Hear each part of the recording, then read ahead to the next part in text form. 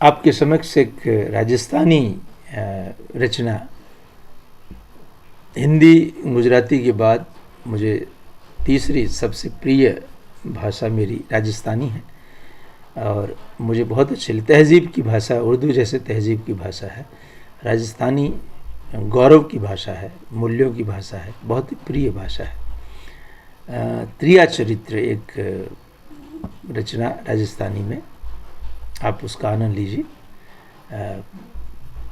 ત્રાગારી ત્રેવડ ઘણી ઘણો કજિયારો મોહ, ત્રાગારી તેવડ ઘણી ઘણો કજિયારો મોહ, તે ઘર લક્ષ્મી દ્વાર તે સદા ही आपे खो। पद्मनी मीठा बचन भर भर देवे स्नेह, स्त्रियों की जो वर्णन किया है श्रृंगार रस में, उसमें पद्मनी श्रेष्ठ स्त्री मानी कि पद्मनी मीठा बचन भर भर देवे स्नेह, संखिनी कुटिल कहन जिह्वा ज्वाला में। चित्रिणी कोमलांगनी कला मधुर सहवास, चित्रिणी कोमलांगनी कला मधुर सहवास, हस्तिनी उदर भरे नहीं स्वान को आस, हस्तिनी उदर भरे नहीं स्वान को आस। स्वान मतलब कुत्ता।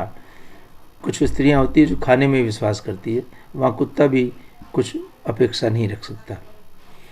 नर मोड़ा घर उजड़ा जो सुलक्षणा नार, अगर स्त्री सुलक्षणी है और पुरुष कमज़ोर भी है तो उसका घर उज्जवल हो जाता है। कहते हैं घर स्त्री बनाती है। नर मोड़ा घर उजड़ा जो सुलक्षणा नार, नर लाखणी नार संखिनी, नर लाखणी नार संखिनी, सब कुछ बंटाधार।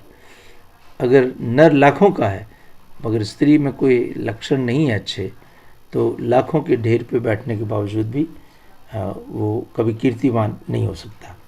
नर लाखणी नार संखिनी, सब कुछ बंटाधार।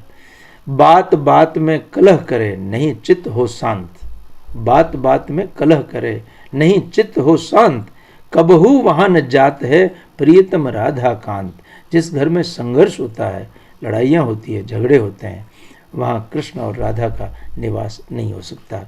कबहू वहाँ न जात है प्रियतम राधा कांत, आदि हटे व्याधि हटे हटे देह को रोग, आदि हटे व्याधि हटे हटे देह को रोग, वैण कटारी घाव दे हटे नमन को सोग। वैण कटारी, शब्द की कटारी से जो घाव लगता है वो कभी मिटता नहीं है। मित्रों, शब्द की कटारी किसी को भी नहीं लगानी चाहिए।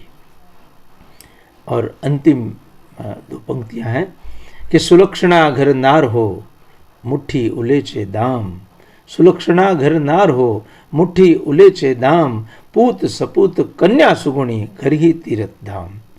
घर ही अगर आपका तीर्थ हो जाए, अगर घर में स्त्री सुलक्षणा हो और आपके पास पैसा खर्च करने के लिए हो, धन की पूर्ति आपूर्ति हो, धन आपके पास हो, पूत सपुत्र हो, आज्ञाकारी हो, आपकी बात मानता हो, सकारात्मक सोच वाला हो और कन्या सगुणी हो, तो तीर्थ जाने की आवश्यकता नहीं है। आपका परिवार ही तीर्थ के समान बन जाएगा।